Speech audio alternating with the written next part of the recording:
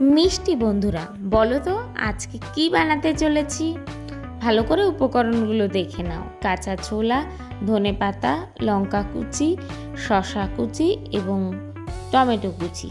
এর মধ্যে দিয়ে দেব সেদ্ধ করে কেটে রাখা আলুগুলো।